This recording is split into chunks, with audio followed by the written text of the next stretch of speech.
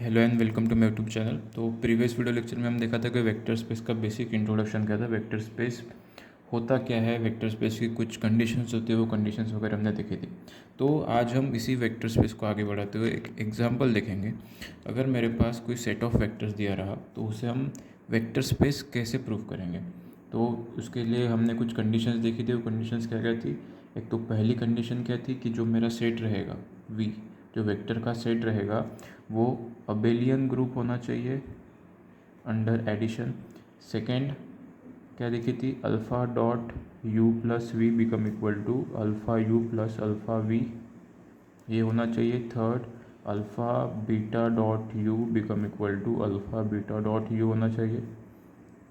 And fourth condition क्या थी? One dot u which is equal to u, यानी किसी भी नंबर को वन से मल्टीप्लाई करेंगे तो वही नंबर मिलेगा, वही वेक्टर मुझे मिलेगा। तो ये कंडीशंस थी, ये कंडीशन सेटिस्फाइड करेंगे तभी उस सेट ऑफ वेक्टर्स को हम वेक्टर स्पेस कहेंगे। तो अभी देखते हैं हम इन जनरल, अगर मेरे पास V2 सेट रहा, यानी कि 2 डायमेंशनल वेक्टर्स का सेट या फिर 3 डायमेंशनल वेक्टर का स्पेस, तो ऐसे ही अगर मेरे पास n डायमेंशन वेक्टर का स्पेस दिया रहा Vn, तो n डायमेंशनल वेक्टर का स्पेस दिया रहा तो वो वेक्टर स्पेस होगा या नहीं, ये हमें प्रूफ करना है। तो अगर मेरे पास वी एन, इसमें कैसे कैसे एलिमेंट्स आएंगे? वी एन मतलब एन डायमेंशनल वेक्टर स्पेस, यानी कि किसी भी वेक्टर में एन कोऑर्डिनेट्स होंगे, just like alpha one alpha two up to alpha n. तो 2 डायमेंशनल में दो कोऑर्डिनेट्स होते थे, अगर एन डायमेंशनल वेक्टर तो इसमें एन कोऑर्डिनेट्स होंगे। So alpha one alpha two up to alpha n vectors रहेंगे where alpha one alpha two alpha three belong up to alpha n belongs to F. ये field क्या रहेगी? Real field रहेगी, यानी कि सारे रियल नंबर्स रहेंगे फील्ड के एलिमेंट्स। तो कह सकते हैं कि वी एन यानी कि एन डायमेंशनल वेक्टर का जो सेट है वो रियल वेक्टर स्पेस फॉर्म करता है, यही हमें प्रूफ करना है। तो ये अगर मेरे पास ये सेट दिया रहा तो एक एक करके हम ये प्रॉपर्टी सेटिस्फाइड करने की कोशिश करेंगे, कंडीशन सेटिस्फाइड करने की कोशिश करेंगे। ये सेटिस्फाइड हुआ तो हम कहेंगे कि वी एन ये रियल वेक्टर स्पेस है। तो पहली क्या है कंडीशन? अबिलियन ग्रुप होना चाहिए अंडर एडिशन। तो अबिलियन ग्रुप के लिए सबसे पहली प्रॉपर्टी क्या थी? क्लोजर। दैट मीन्स अगर कंसिडर करते हैं कि कोई u वेक्टर दिया है मेरे पास alpha one alpha two up to alpha n, और v वेक्टर दिया है मेरे पास beta one beta two up to beta n, then closure property क्या कहती है कि u प्लस वी करने के बाद जो वेक्टर मिलेगा मुझे वो वेक्टर भी इस वी एन में बिलोंग करना चाहिए। तो u प्लस वी करने के बाद क्या हो जाएगा? Alpha one alpha two up to alpha n plus beta one beta two up to beta n. दो वेक्टर को ऐड कैसे करते हैं? सेम कोऑर्डिनेट के साथ सेम कोऑर्डिनेट ऐड करेंगे, सिंपली से कहेंगे हम वेक्टर एडिशन। वेक्टर एडिशन के लॉ हमें पता है, एक्स कोऑर्डिनेट के साथ ऐड करेंगे, वाई कोऑर्डिनेट वाई के साथ, जेड कोऑर्डिनेट जेड के साथ। तो सिंपली क्या हो जाएगा? Alpha one plus beta one comma alpha two plus beta two comma alpha three plus beta three up to alpha n plus beta n. So जो resultant u plus v, जो resultant vector मिला है, ये vector भी v of n में belong कर रहा है, बिकॉज ये इसमें भी n कोऑर्डिनेट्स है, यानी कि n डायमेंशनल वेक्टर है ये भी। सो ये भी वेक्टर वी एन में, यानी कि n डायमेंशनल वेक्टर का जो सेट कंसिडर करूँगा मैं, उसमें ये वेक्टर भी बिलोंग करेगा। That means closure property satisfied हो गई। सेकेंड प्रॉपर्टी क्या थी? एसोसिएटिविटी।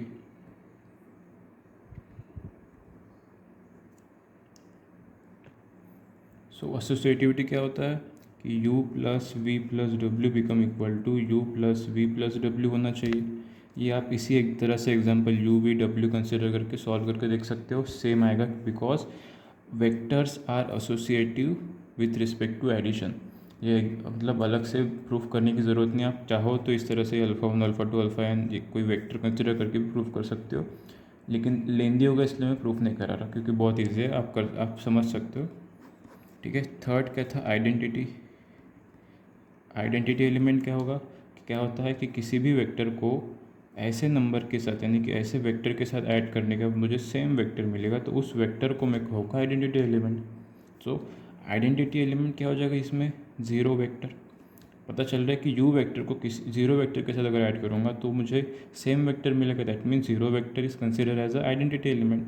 सो जीरो वेक्टर क्या हो जाएगा, जीरो वेक्टर में zero zero zero up to nth time, क्योंकि मेरे पास n डायमेंशनल वेक्टर स्पेस है तो जीरो के कोऑर्डिनेट्स कितने होंगे, zero zero zero up to nth time. तो ये जीरो वेक्टर भी v ऑफ n में बिलोंग कर रहा है, बिकॉज v ऑफ n के n डायमेंशनल वेक्टर के सारे वेक्टर का सेट है ये। तो जीरो वेक्टर भी v ऑफ n में बिलोंग करेगा। दैट मीन्स आइडेंटिटी जो एलिमेंट है वो भी v ऑफ n में बिलोंग कर रहा है। ये भी प्रूफ हो गया। फोर्थ क्या था मेरे पास, इन्वर्स, यानी कि इन्वर्स में क्या होगा कि u वेक्टर के साथ ऐसा कौन सा वेक्टर ऐड करने के बाद मुझे आइडेंटिटी एलिमेंट मिलेगा, तो वो वेक्टर इन्वर्स एलिमेंट कहलाएगा u वेक्टर के लिए। तो u वेक्टर में कौन सा ऐड करने के बाद मुझे जीरो वेक्टर मिलेगा, माइनस ऑफ u वेक्टर। अगर मेरे पास कंसिडर करिएगा कि u वेक्टर दिया है मेरे पास alpha one alpha two up to alpha n, so minus of u vector क्या हो जाएगा, minus of alpha one minus of alpha two up to minus of alpha n। तो जो ये माइनस ऑफ u वेक्टर है, ये minus of u vector भी v of n में बिलोंग करेगा, because v of n dimensional vector का set है, उसमें n कोऑर्डिनेट्स ऑलरेडी है, and minus alpha one minus alpha two up to minus of alpha n ये field के element, और मेरा फील्ड क्या है, रियल फील्ड है। तो इसमें रियल नंबर्स सारे आएंगे, तो माइनस भी आएंगे इसमें सारे। तो जो माइनस ऑफ u वेक्टर है वो u वेक्टर भी v ऑफ n बिलोंग करेगा। दैट मीन्स इन्वर्स एलिमेंट भी एग्जिस्ट करता है। फोर्थ पॉइंट हो गया। फिफ्थ पॉइंट का है कम्यूटेटिव लॉ।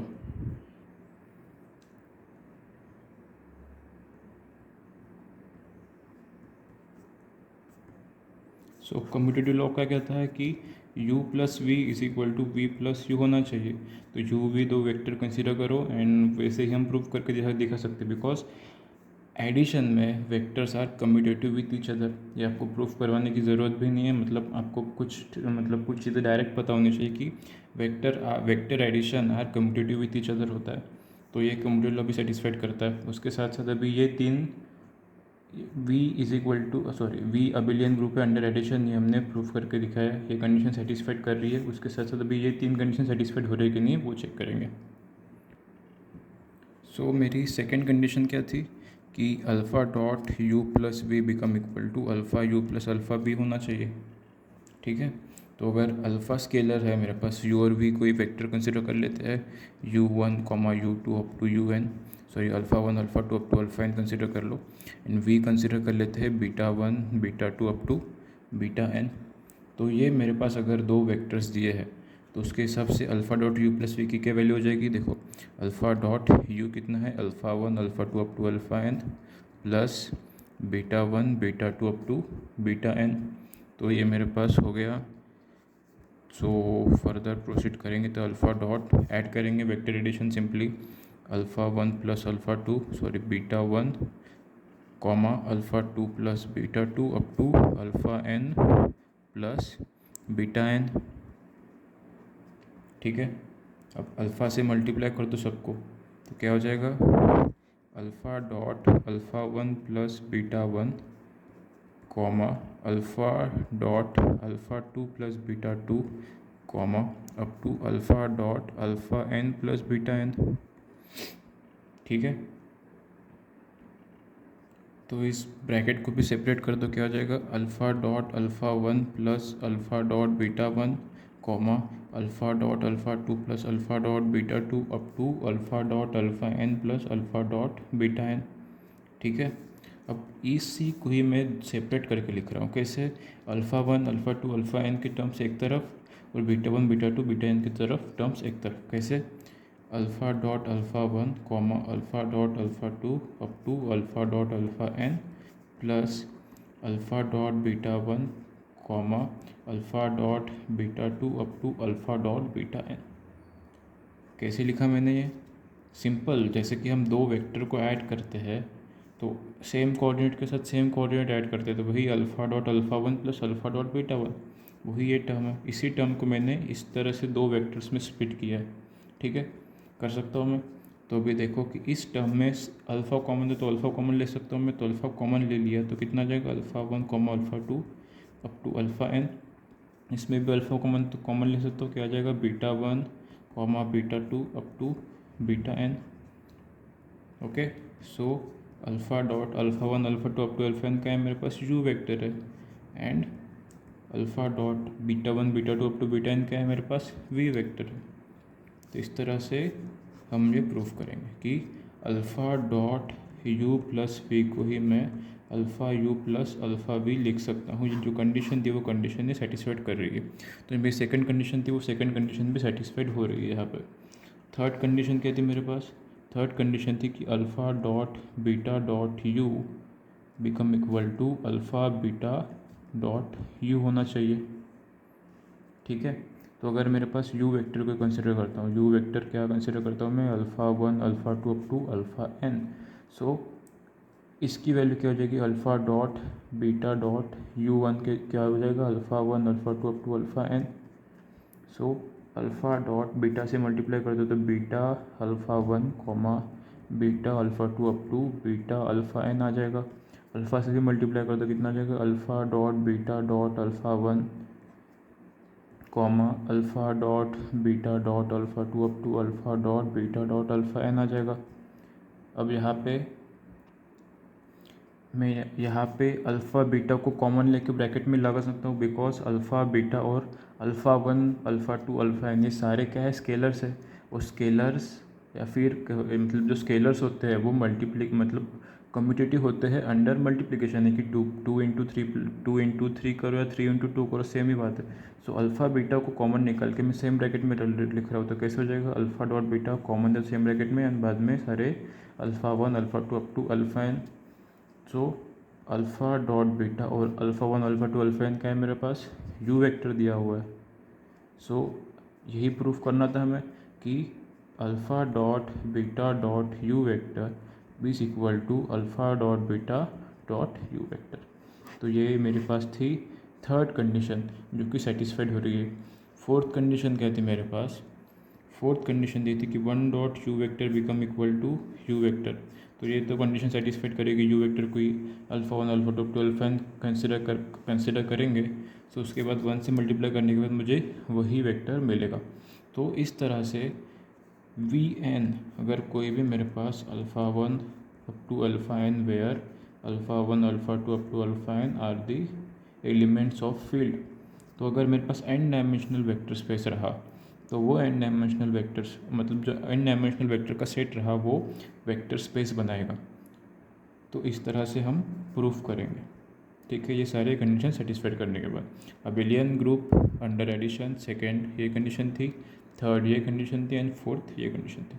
तो इस तरह से हम किसी भी सेट ऑफ वेक्टर्स को या फिर किसी भी सेट को वेक्टर स्पेस है ये प्रूफ कर सकते हैं। तो अब हम कुछ वेक्टर स्पेस से रिलेटेड कुछ जनरल प्रॉपर्टीज देखेंगे।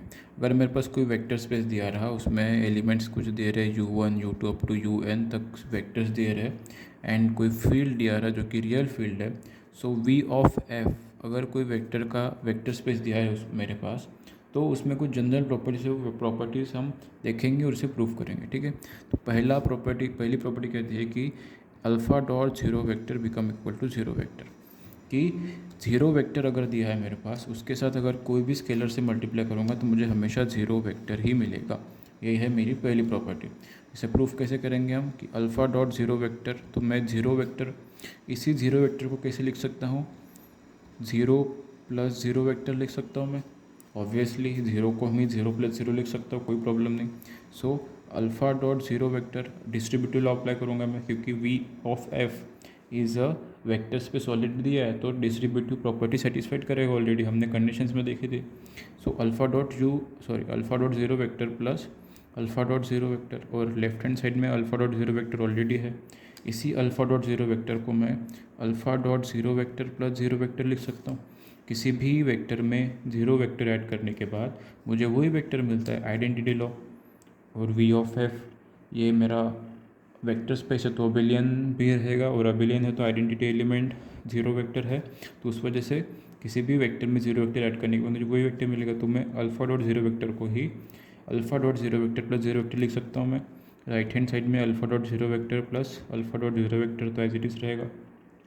तो अभी लेफ़्ट कैंसिलेशन लॉ से मैं अल्फा डॉट जीरो वेक्टर और अल्फा डॉट जीरो वेक्टर को कैंसिल आउट कर सकता हूँ। वेक्टर्स में लेफ़्ट कैंसिलेशन लॉ और राइट कैंसिलेशन लॉ दोनों अप्लाई होते हैं। सो उस वजह से मैंने लेफ़्ट कैंसिलेशन लॉ से अल्फा डॉट जीरो वेक्टर को कैंसिल आउट कर दिया। तो फाइनली क्या बच्चा, zero vector become equal to alpha dot zero vector. तो यही मुझे प्रूफ करना था। तो इस तरह से ये फर्स्ट प्रॉपर्टी कि अगर ज़ीरो अल्फ़ा मेरा कोई भी स्केलर रहा, लेकिन अगर ज़ीरो वेक्टर के साथ उससे मल्टीप्लाई कर रहा हूँ मैं, तो हमेशा मुझे ज़ीरो वेक्टर ही मिलेगा। इसी ज़ीरो वेक्टर को डार्क सर्कल से भी मतलब लिख सकते हैं। मैंने ज़ीरो बाहर से शो किया। ओके, सेकेंड प्रॉपर्टी कह दी है कि अगर मेरे पास ज़ीरो डॉट यू वेक्टर यानी कि कोई स्केलर दिया है ज़ीरो, उसको किसी वेक्टर के साथ मल्टीप्लाई कर रहा हूँ, तो मुझे हमेशा ज़ीरो वेक्टर ही मिलेगा। किसी स्केलर को ज़ीरो वेक्टर के साथ मल्टीप्लाई करने के बाद भी ज़ीरो वेक्टर ही मिलता है, और किसी वेक्टर को ज़ीरो से मल्टीप्लाई करने के बाद मुझे ज़ीरो वेक्टर मिलेगा। ये ज़ीरो स्केलर का है, ये ज़ीरो वेक्टर का है, कंफ्यूज मत होना, ठीक है। तो किसी ज़ीरो स्केलर से अगर किसी वेक्टर को मल्टीप्लाई करने के बाद मुझे यू वेक्टर ही मिलेगा। सेम टाइप हम प्रूफ करेंगे। कैसे प्रूफ करेंगे? ज़ीरो डॉट यू वेक्टर, इसी ज़ीरो वेक्टर को मैं क्या लिख सकता हूँ, मतलब कि इसी ज़ीरो को मैं कैसे लिख सकता हूँ, ज़ीरो प्लस ज़ीरो लिख सकता हूँ मैं। ऑब्वियसली ज़ीरो को zero plus zero dot u vector as it is. So क्या हो जाएगा, डिस्ट्रीब्यूटिव लॉ डिस्ट्रीब्यूटिव लॉ से मल्टीप्लाई कर सकता हूँ मैं, zero dot u vector plus zero dot u vector. तो अब इसी लेफ्ट हैंड साइड में ज़ीरो डॉट यू वेक्टर है, तो इसे ही मैं zero dot u vector plus zero vector लिख सकता हूँ। ये एक वेक्टर रहेगा, इसमें ज़ीरो वेक्टर को ऐड करने के बाद मुझे यही वेक्टर मिलेगा, आइडेंटिटी लॉ अभी देखा था हमने। So according to the left cancellation law, फिर से ये और कैंसिल आउट हो जाएगा और मुझे क्या मिलेगा, zero vector become equal to zero dot u vector. इस तरह से हम ये प्रॉपर्टी भी सेटिस्फाइड करेंगे। थर्ड प्रॉपर्टी क्या है? थर्ड